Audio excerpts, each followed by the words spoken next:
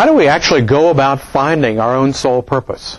Without a gifted psychic to tell us exactly what it is, how do we go about discovering a mission statement? There are lots of self-exploration exercises that we'll be doing in the upcoming lessons, but they all boil down to a willingness to look at yourself in a new way. Since ancient times, people have believed that an individual's life has a destiny, that a person is born to meet certain challenges or to make a particular kind of contribution to the world. Some have turned to the sky.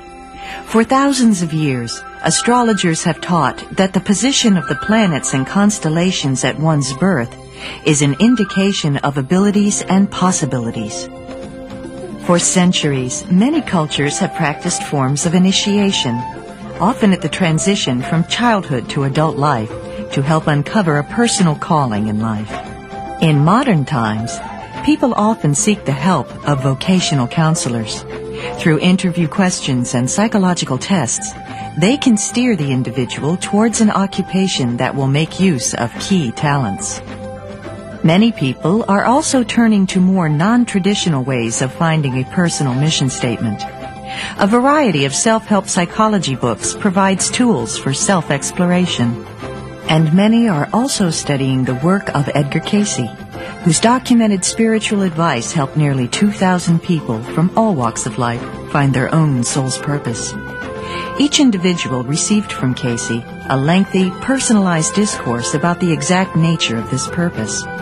Each life reading followed a self-discovery format, a strategy that any seeker today can also use.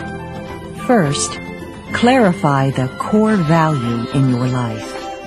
This is what Cayce called a personal spiritual ideal.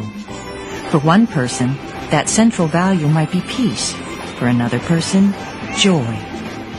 Second, identify your 4 or 5 most prominent talents, abilities, and strengths. This takes some honest self-analysis, but these will be the building blocks of what you are called to do in life. Third, choose how to word your mission statement.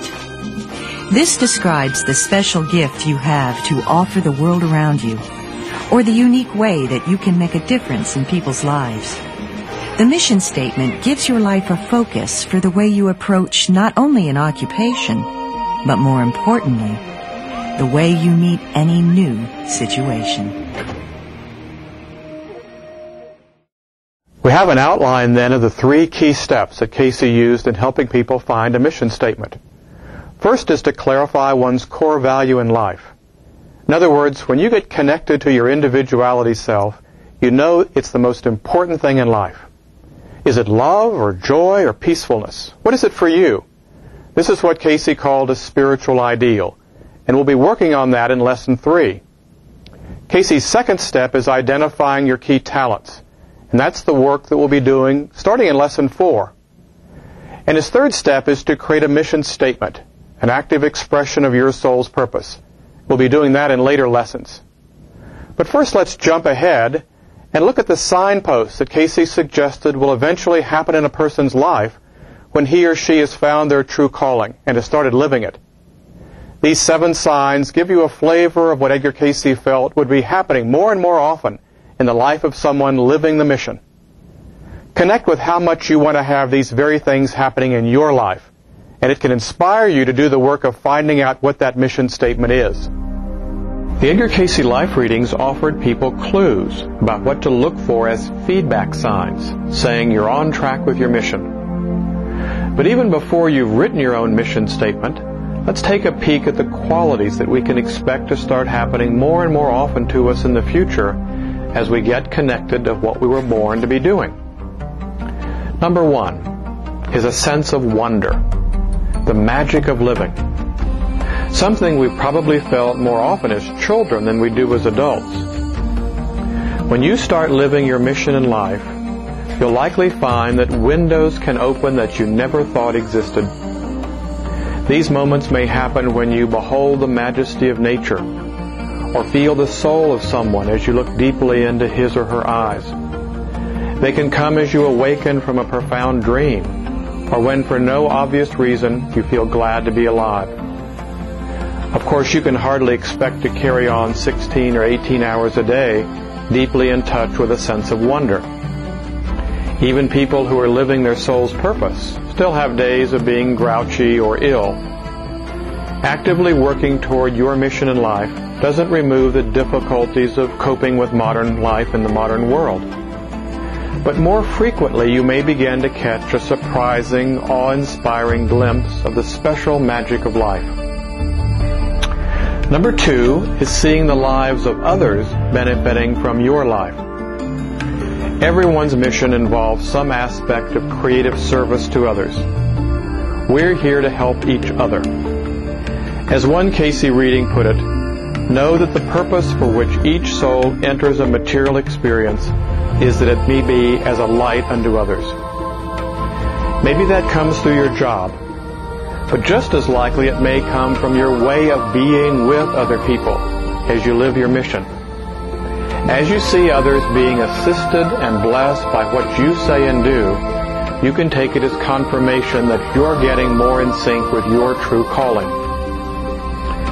Number 3 is the feeling of the presence of God. When you express your soul's purpose, Casey promises that you'll experience more and more often the reality of the divine. Obviously, recognizing God comes in different ways to different people. But as you get more and more fully in harmony with your spiritual mission, you can expect to feel the presence of God more often. Number 4 is to recognize the purposefulness all around you. Things in your life are happening for a purpose, but things are also occurring in the lives of other people around you for a purpose. In fact, as you get more completely in touch with your own mission, it sensitizes you to how all of life is purposeful. 5th is joy. More than any other emotion, joy indicates that you're successfully on track with your destiny. More and more often you feel a delight from living. One Casey reading even made this promise: greater joy comes from expressing what you were truly born to do than could ever arise from doing things for power or fame. Number 6 is another encouraging sign that you will feel energized. As you live your spiritual mission, you begin to tap levels of energy that seem to come from beyond your own personal resources. Often you'll have the experience of getting extra creative juices. You'll develop greater stamina and persistence. Sure, there will still be days when you feel exhausted and tired. Life is demanding, and some days simply take it out of you. But when you're in touch with something bigger than yourself, when your focus for living resonates with a larger plan, there are times when you seem to catch a second wind. An inner resource of strength and vitality becomes available. Those moments are a reminder you're in tune with the life direction your soul has chosen. And number 7 is experiencing a natural, synchronistic flow of events. No doubt you've had the experience of being at the right place at the right time. It's amazing to discover that someone with just the skill you require comes into your life at the moment of greatest need. Or an opportunity may cross your path at just the time you were looking for a new direction. These events seem to flow naturally, without your having to make special efforts to plan or create them. When something like this happens, you probably feel gratitude, but you may also wonder why you were so lucky. But maybe luck wasn't involved. Perhaps events that appear to be lucky coincidence suggest a deeper purpose. They can be encouragement and support for continuing to live your soul's purpose. We'll be coming back to those 7 signposts later in the course, after you've written your mission statement and come up with a plan for putting it into practice. But for now, just think about how those 7 feedback signs would feel if they were happening on a more regular basis. That can be a big motivator for doing the work that's ahead. Let's move on to Lesson 3, clarifying your spiritual ideal.